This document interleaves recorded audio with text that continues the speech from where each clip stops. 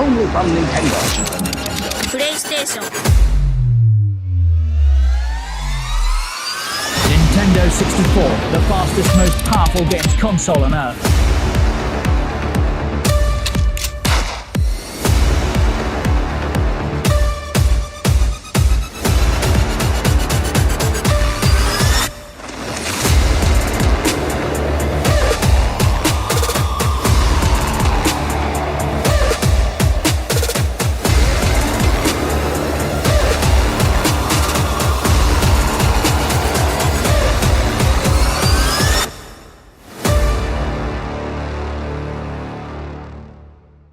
Video games. According to the Oxford Dictionary, it is defined as another form of game that is on electronics that manipulates the images on screen to entertain the user. While video games has been around for decades, many question whether it's good for humanity to have infinite access to these video games, especially for our younger generations. In this video, I'll discuss the question every current human should ask at least once. Are video games good or bad, and how does it affect our brains? Before we discuss that, we first have to learn that there is always a difference between two video games, whether it's visuals, gameplays, or controls. While there are millions of different games in the world, some of the games share a similar style. For example, Tetris is very different from Minecraft, but it's very similar to the famous mobile game Candy Crush. That means Tetris and Candy Crush may be in the same section or genre. There are 11 main video game genres we are going to talk about before we go into how they affect the brain.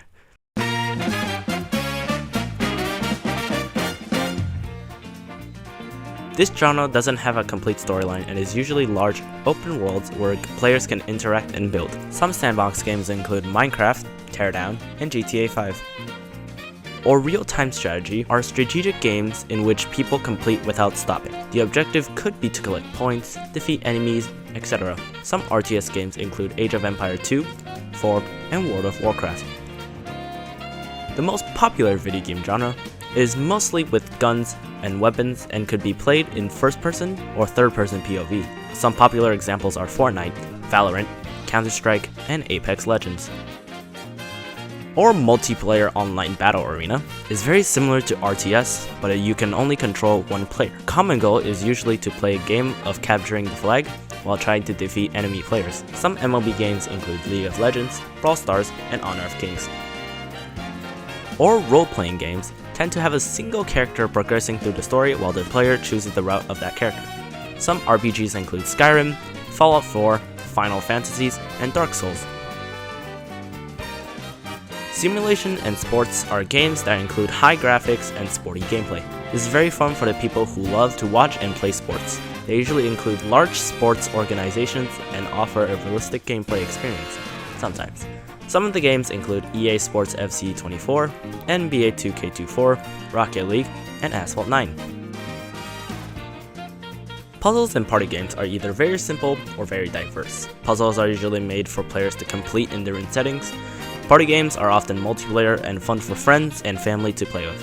Puzzles include Tetris, Minesweeper, and Portal, while party games include Mario Party, Among Us, and Overcooked. These are games that focuses on plot and combat through a story. Some action-adventure games include Assassin's Creed, Metal Gear Solid, and God of War. These games are, well, scary and mostly about survival. They sometimes add elements from shooter games, and they usually have a crafting/gathering resources mechanic and jump scares and spooky stuff. Survival horror games include Phasmophobia, Resident Evil, and Slender: The 8 Pages. Platformer is one of the most common old-style video games. They are usually side-scrollers, which means you can only go left and right, and usually right to progress through the levels. It usually includes running and jumping mechanics. It sometimes have RPG/adventure elements, but the goal is usually to complete the level by advancing through it and completing puzzles along the way. Some platformer games include Super Mario Bros., Sonic the Hedgehog, and Cuphead. These video games include clicking buttons to the beat of music while playing. Rhythm games can also include action/platformer elements. Some rhythm games include Geometry Dash, Friday Night Funkin', Beat Saber, and A Dance of Fire and Ice. Why did I just take 5 minutes to talk about this? Well, different types of video games actually have different effects on their player. While I'm talking about the effects of video games, I will also be talking about which genre of video games could most likely cause this effect. I'm also using a survey I created for the public that asks about their experiences and ideas about video games. This section is also going to be split into two parts, the positive effects and the negative effects. Let's start with the positives.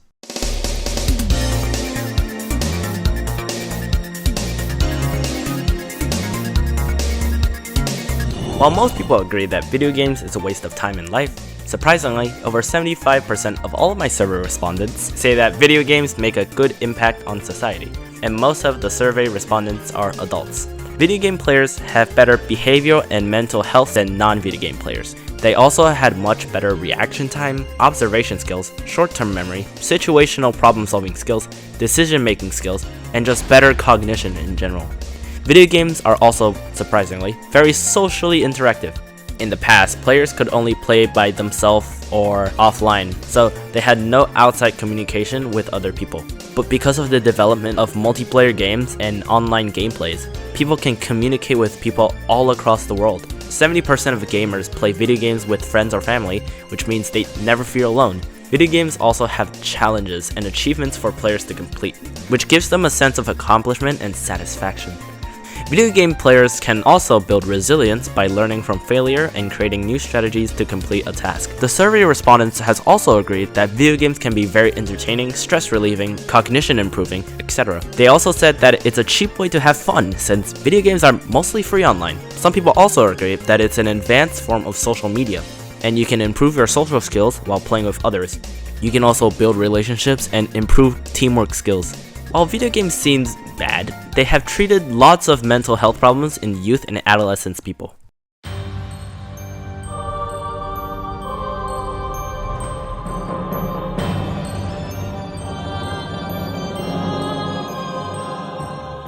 While there are a lot of positive impacts, we cannot ignore the obvious negatives. The main downside of gaming is it is a huge distraction to life, and it preoccupies everything.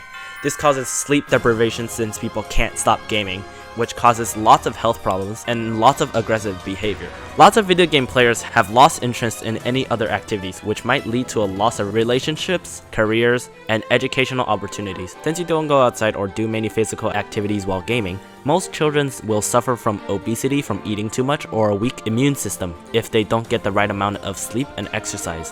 While playing multiplayer can deal with being alone, most of the times when players aren't gaming, they suffer from loneliness. Video games are also a way for people to escape reality, but it's just a short-term solution and won't solve the bigger problem that they're actually having.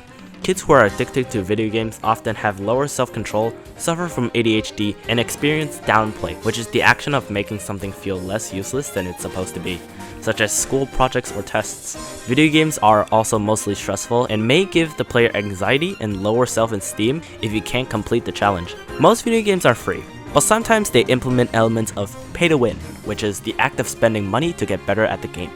People will waste thousands of dollars on video games just to get better items or gear.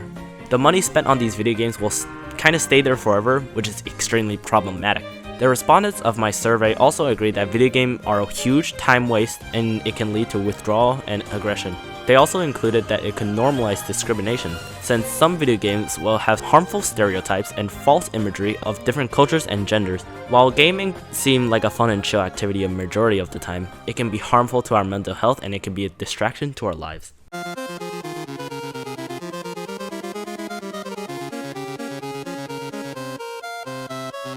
Alright, it's time to talk about what impacts do different genres of video games have on their players. Almost all video game players know that skills are required to play different genres of video games. For example, shooter/action games require more reaction time, and puzzle and platforming games require better observation and problem-solving skills. Some genres are also more popular and more addicting than others. According to Statista, shooter games are the most popular among people 16 to 64 years old. Now, let's talk about the impacts of different genres. Shooter games give their players extreme satisfaction after winning, since you have to focus a lot and have crazy reaction time to aim and shoot at people. Shooter games are also extremely competitive and make the player aggressive towards other people normally. If they lose, they want to keep playing until they gain the satisfaction of winning. This is a sign of low self-control. Role-playing games are extremely immersed and long. which drags the player into playing for a long period of time. They are also usually very attached to the character in the game and will sometimes be extremely obsessed with the storyline and the beauty of the game. While that is good, if they get too invested and immersed, they will experience withdrawal and will not want to stop playing. Real-time strategy and multiplayer online battle arena games need a lot of strategical thinking and long-term planning while playing. While it can improve teamwork skills when discussing game plans with other people, you will get extremely distracted outside of the game since it's sometimes hard to think of something else other than the game plan. This leads to perfectionism. Perfectionism may affect how they fix problems in school, work, and at home, since they spend way too much time fixing small problems that don't need fixing. Sports and simulation games are pretty short and predictable gameplays. The issue with sports and simulation games is the scores and leaderboards. Not all simulation and sports games have scores or leaderboards, but most of them do, which makes people want to keep playing until they are somewhere on the top 100 before stopping, which could take years to complete. Without that satisfaction, they will keep playing, trying to beat their high score.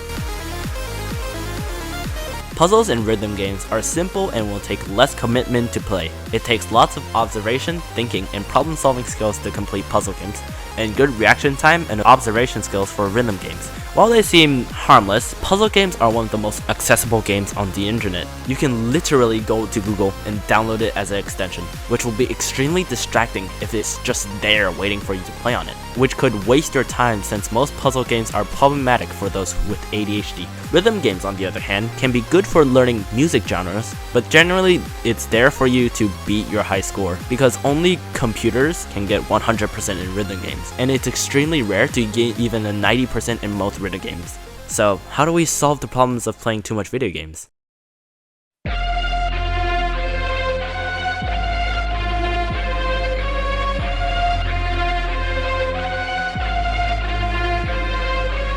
As I just said, video games could be perfect for you, but it can also be destructive to your mental and physical health. The best method is to go with the centrist route and create a balance between video games and real life. While most online sources think that gaming is problematic, my survey respondents said that creating a balance between life and gaming is a much better solution than removing gaming from your life completely. Now, this does not mean you can start gaming anywhere. There are lots of conditions and instructions for you to balance life and gaming so you have time to play and you also have time to do the thing you have to do. Health is probably the most important component in life. To preserve your health and not get sick, you have to sleep. Sleep is the best way to regain energy and start a new day fresh from bed. This means you don't want to spend all night playing video games until 3 AM. If you have school or work the next morning, it's best to sleep at 9 or 10 PM every night. If you think about it in a good way, you can always play again tomorrow. Lack of sleeping can also lead to poor memory and low concentration, which actually makes you worse at video games. Another thing is to maintain engagement with physical activities. This is a good counter to video games and it's also very stimulating. Try to find some friends to play sports with you. If you can't find any friends, take a run or a walk while listening to your favorite music. It's actually very entertaining.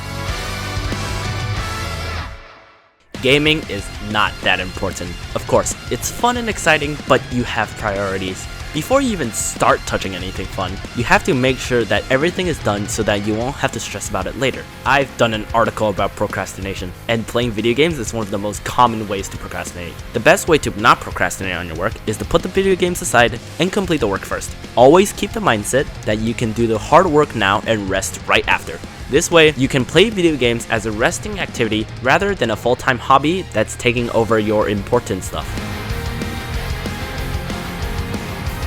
You finally finished your work, you have a long night's rest, and you walk up to your devices. Try to pick the largest screen possible, such as a PC or remote game that can be connected to the TV. Small devices such as phones and iPads could damage your eyes due to the small graphics that you have to focus on. Also, choose your games very specifically. If it seems boring and bad, just stop playing it. If it seems useless and won't stimulate you, again, stop playing it. Find games that you will enjoy with or without friends. While playing, remember, it's just a game. Don't pay money to win every game. Don't try that hard to climb the ranks. Don't get frustrated for a loss. Don't blame your teammates for being bad. And do not take toxic comments from opponents. While gaming seems safe, There are cyberbullies out there. Try to ignore their hurtful comments by blocking them in-game or muting the chat and report them if they're causing harm. Sometimes you don't have to play video games to keep yourself stimulated. Like for example, for rhythm gamers, try to create music and music production similar to the music you play with. For puzzle gamers, play tabletop games like Monopoly or chess with your friends and family. For sports and simulation gamers, go out and play sports or try go-karting. It's very fun. Shooter gamers can go to real-life shooter games like laser war and paintball fights, but ensure safety since most shooter games could be dangerous. You can also try out YouTube gaming. It's really fun to record yourself playing video games and posting it online, and it may be possible for like jobs in the future such as filmmaking, but I will not recommend becoming a full-time YouTuber since you just have an extremely low chance of successfully becoming a popular influencer. If you really can't seem to stop gaming and you really want to stop, I will suggest asking a therapist for some help, and take it if it's 100% necessary. Now, I will shift my audience from video game players to their parents. Parents are one of the biggest influences on a child's life. As a parent, you may have to deal with your children being addicted to video games. So how do we assist the younger generations to create a balance of life and video games?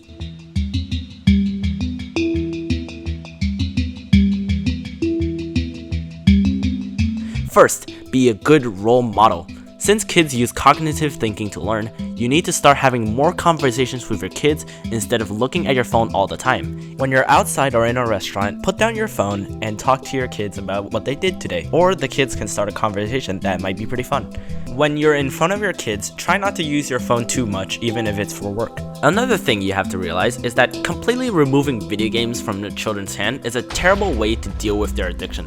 Even if you try, they will always find some methods to play at any time they want. Technology is also used in school, entertainment, and social interaction, so it's impossible to make video games unavoidable for kids to use. While removing video games is a bad idea, you can make video games like a reward for doing good. Before they can play, they have to complete all their work and have acceptable grades. Nobody is perfect, but still make the grades at least above average. Try teaching them about self-control and self-management so that they can use their time wisely. Create some screen-free time for yourself and your kids for some board games or outdoor activities/sports. You can also discover some movies that you think the children may like and watch them with them. While they are playing, try to learn more about what they are playing since the genre of video games will affect their thinking and emotions. Let them express their creativity and thinking with genres such as puzzles, sandbox, and strategy.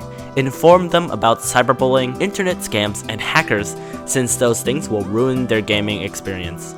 If they really can't seem to stop playing, even after their normal sleeping time, create a designated time where you remove their devices from them. Usually for me, it's about 9 p.m.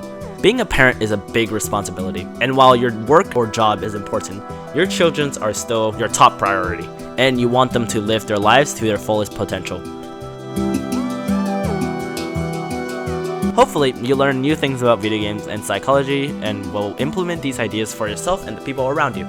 Here are all the links and citations that I gathered, and thanks for the people who responded to my survey. While video games can be dangerous and harmful, it can also be beneficial and important for the next generation to learn about the era of technological development. But make sure to play it correctly and not waste your time. This is the end of the video. Thanks for watching. Have a wonderful day.